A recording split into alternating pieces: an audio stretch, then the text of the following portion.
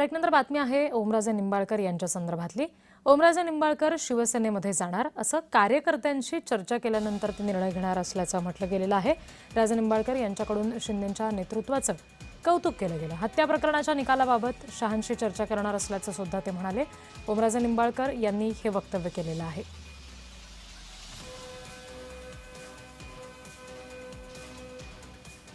ओमराजे निंबाळकर यांच्याकडून शिंदेंच्या नेतृत्वाचं कौतुक करण्यात आलेलं आहे।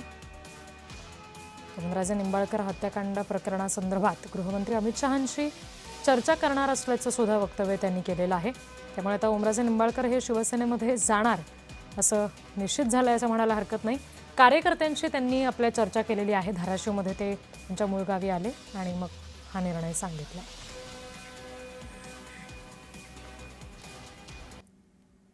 चर्चा करून सगळे म्हणल्यावर 100% सगळ्याशी चर्चा करणं तर शक्य नाहीये, पण किमान त्यांचे प्रतिनिधी त्या लोकांचं काय मत आहे हे प्रत्येक गावातला माणूस त्या गावात राहणार। आणि तुम्हाला सांगतो, माझा मोबाईल नंबर म्हशीच्या मागं गायच्या मागं फिरणाऱ्या गुराकडे सुद्धा आहे।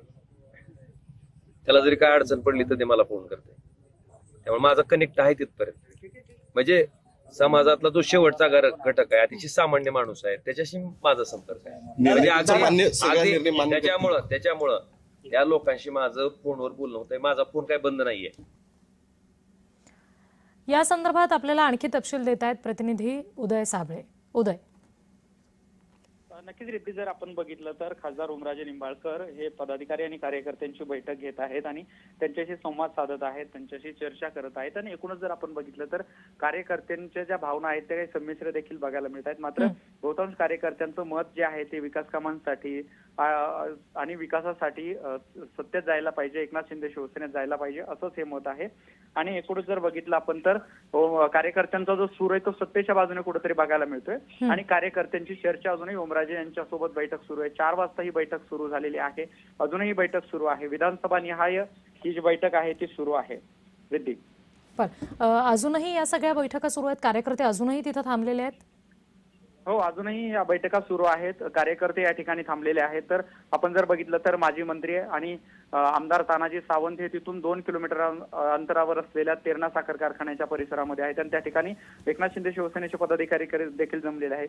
तानाजी सावंत त्या पदाधिकाऱ्यांसोबत चर्चा करणार आहेत। थोड्या वेळावर पूर्वी आपण तानाजी सावंत यांच्याशी त्यांनी माध्यमांशी संवाद साधताना सांगितलं की मी ओमराजे यांची भेट घेणार आहे, जे काही निकाल दुर्दैवी झाला त्याबद्दल मी त्यांच्याशी संवाद साधणार आहे। एकूणच जर या सगळ्या गोष्टी आपण बघितल्या तर हे योगायोग नक्कीच नाही आहेत, कारण तानाजी सावंत हे या ठिकाणी जिल्ह्यात आलेले आहेत आणि ते ओमराजेंची भेट घेणार आहेत। एकूण जर आपण बघितलं तर कार्यकर्त्यांचा सूर असेल, ओमराजेंचा आपण मगाशी जय महाराष्ट्राने बैठकीतून बाहेर आलेल्या कार्यकर्त्याशी संवाद साधला, त्यावेळी त्या कार्यकर्त्यांनी सांगितलं की 100% एकनाथ शिंदे शिवसेनेत जाण्याची जी इच्छा आम्ही व्यक्त केली त्याला त्यांनी सकारात्मक प्रतिसाद दिला। एकूण सगळं जर चित्र आपण बघितलं रिद्धी तर ओमराजे निंबाळकर, खासदार ओमराजे निंबाळकर यांचा एकनाथ शिंदे शिवसेनेत प्रवेश जवळपास निश्चित असल्याचं बोललं जात आहे।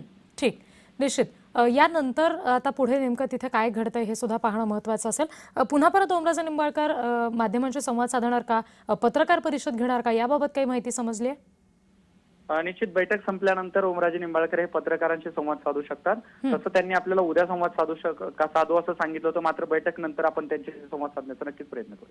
अगदी, आणि त्याच्यामुळे निश्चित प्रत्यक्ष माध्यमांशी संवाद साधत असताना ओमराजे निंबाळकर काय सांगतात हे पाहणं सुद्धा तितकंच महत्त्वाचं असेल। सध्या कार्यकर्त्यांची गर्दी सुद्धा अजूनही तिथेच आहे।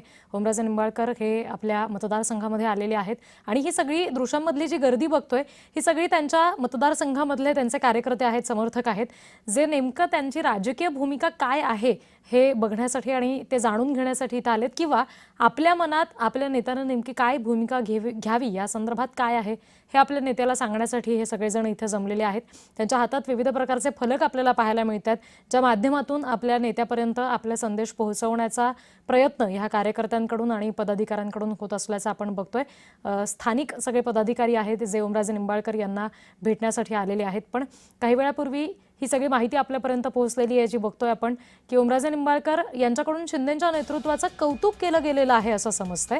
तर दुसरीकडे पवनराजे हत्याकांड प्रकरणामध्ये जो काही निकाल लागला, सगळे आरोपी निर्दोष मुक्त झाले, त्या संदर्भात सुद्धा आपण गृहमंत्री अमित शहांशी चर्चा करणार असल्याचं एकीकडे ओमराजे निंबाळकर यांनी म्हटलेलं आहे।